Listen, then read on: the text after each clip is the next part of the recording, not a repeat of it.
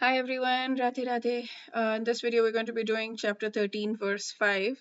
And in this verse, Bhagwan Sri Krishna continues to talk about the difference between Kshetra and Kshetragya, but he doesn't talk about the difference in this case. He gives evidence. Um, he gives evidence of the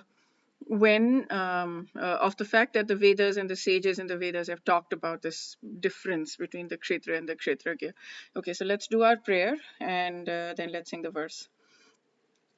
ॐ नमो भगवते वासुदेवाय ॐ नमो भगवते वासुदेवाय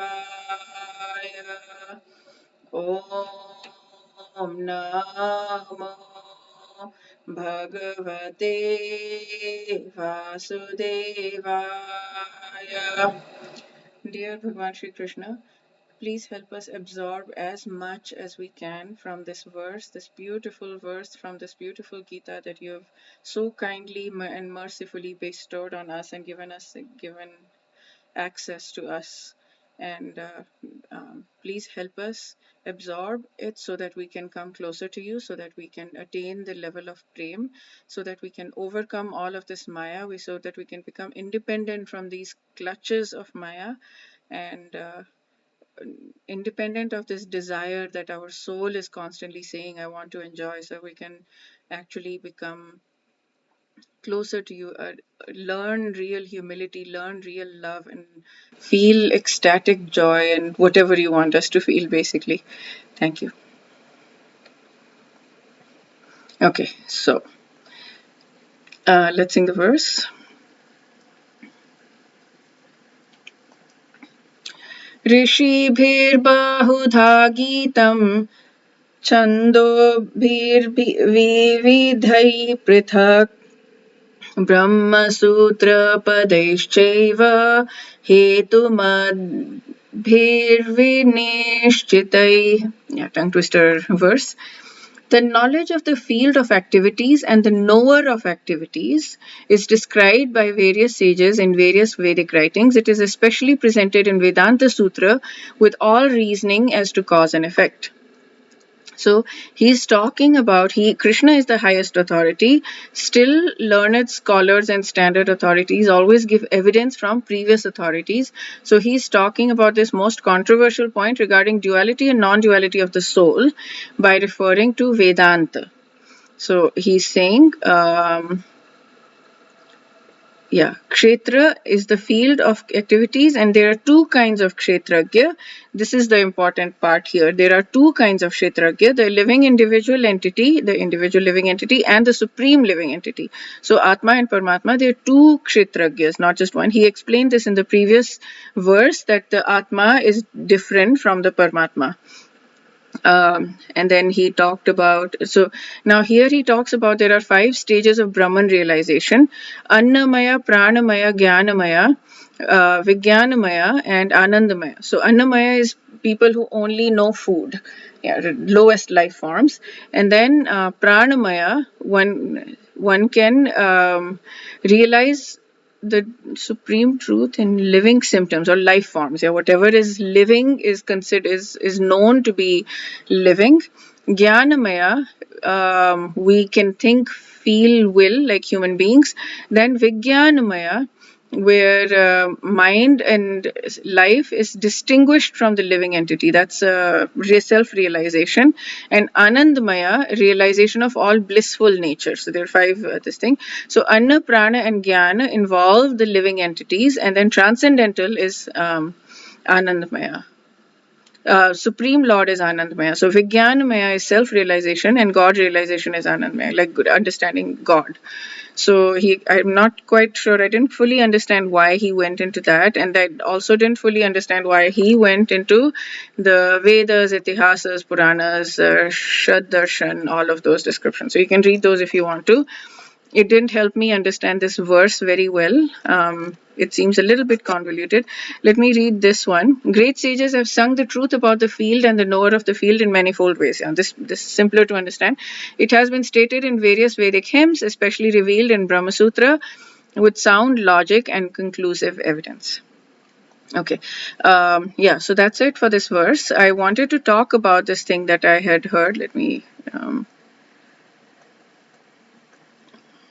Okay, so I was listening to a Chaitanya Charan Prabhu lecture yesterday, and it was something that he's right now in Dwarka in Delhi, and he's giving these 3 lectures in Dwarka, Delhi, and I heard the first one on YouTube.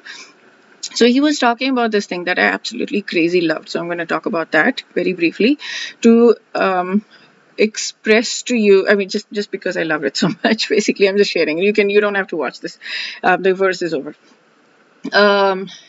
He was talking about Bhishma, about love, what love is. Love is to give rather than need to take, right? So when we get insecure because, or we get resentful, or we get angry, or we feel sad that somebody is not giving us something, then we are still in our own mind, which is okay. We're working through it. That is part of our anartha.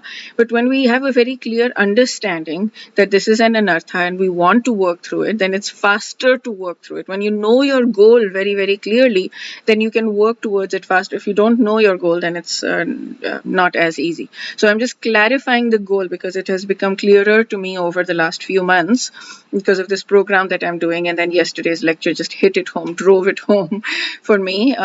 To whatever extent I understand it. But that is that when we are in our own heads wanting something, then we are not exactly loving. So how do we love? What inspiration can we take to love? And this is the story that he told. So Bhishma Pitama, after the Mahabharat war was over, Yudhishthir was feeling extremely guilty, and Chaitanya Charan Prabhu listed 3 or 4 reasons that he was feeling extremely guilty, but mainly that the war was so devastating, right? So many people died, so many, like the whole, this just, they expected it to be devastating, but I think they didn't expect it to be that devastating. So Yudhishthira was feeling extremely bad and extremely guilty. And Bhishma Pitama was laying on a bed of arrows. He was not, he had this Ichcham Mrityu thing, so he didn't die because he didn't want to, like he could choose when to die. So he was laying on this bed of arrows. Now, what Chaitanya Charan Prabhu explained, like to help us drill it in our heads, that if we are in a bed and there is a lump somewhere, forget about nails, just a lump, we're going to be very uncomfortable and we're going to move to places where like the lump is not there, and we're going to try to avoid that lump. This is nails, not one nail, but God knows how many nails. And so they're poking, they're pricking him, or maybe he was through it. I think some videos, the Mahabharata, that the arrows went through him or something. I don't know. It's like extremely painful, extremely painful. Think about it, right? He's in excruciating pain. Now, Yudhishthir is coming to him because he's feeling very guilty after the war was over. Arjun had his moment before the war and he was feeling guilty. He was like, I don't want to fight. And that's what this whole Gita is about. Yudhishthir was feeling that extreme guilt afterwards, and Krishna sent him to Bhishma. There's a reason for that. I'm assuming to glorify Bhishma too, whatever. So, but okay, so Yudhishthir is coming up to Bhishma. Bhishma is in excruciating pain, and Bhishma, instead of talking about his own pain, he's asking Yudhishthir, what is up with you? You look worried. You look unhappy. He's concerned about Yudhishthir, not about himself.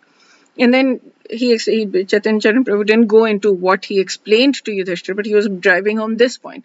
And then, so he gave another example which made it even this is like Bhishma Pitama. We just expect that he has unlimited tolerance for pain, and I at least didn't ever think about him being in pain because I felt like he probably isn't in pain. He's just so strong, he's not in pain. But Chaitanya Charan Prabhu was like, no, he was in pain.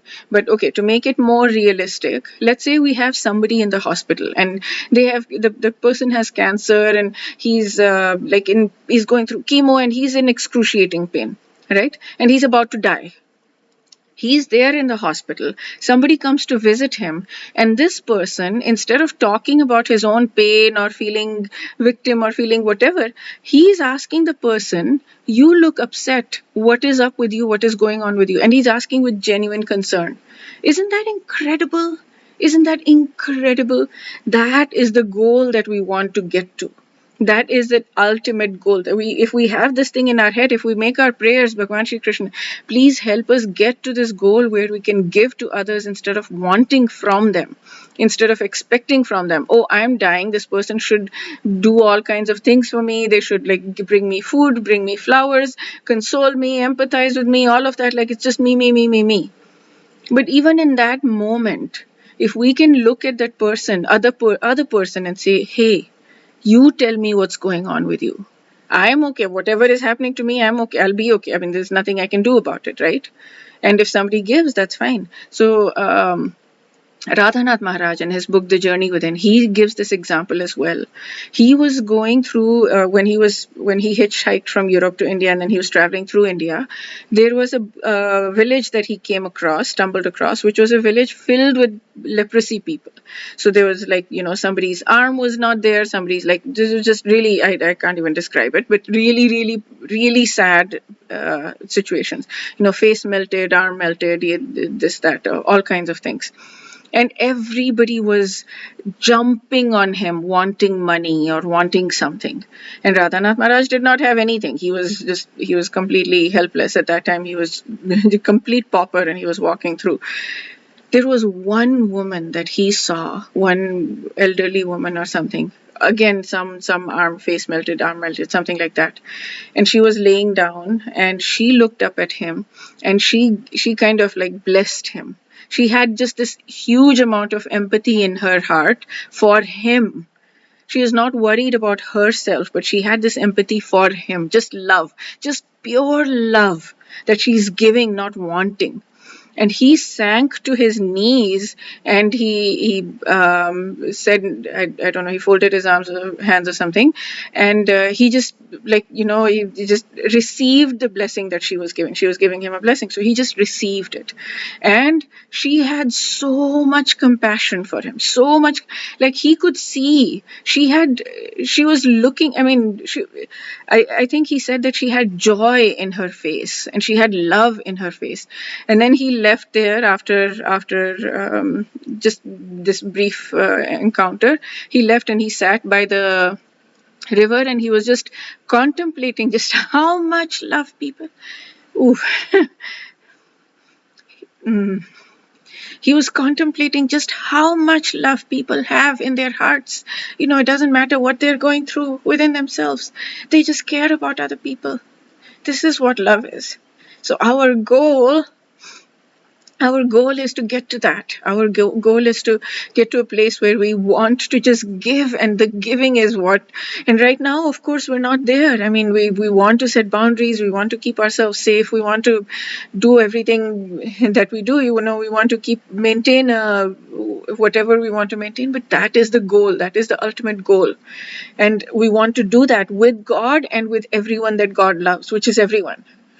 We want to do it with every single living being as much as we possibly can. We want to fill our hearts with so much love that it doesn't even occur to us that they should give to us. We just want to give, and we give. We get so much joy and happiness from just giving.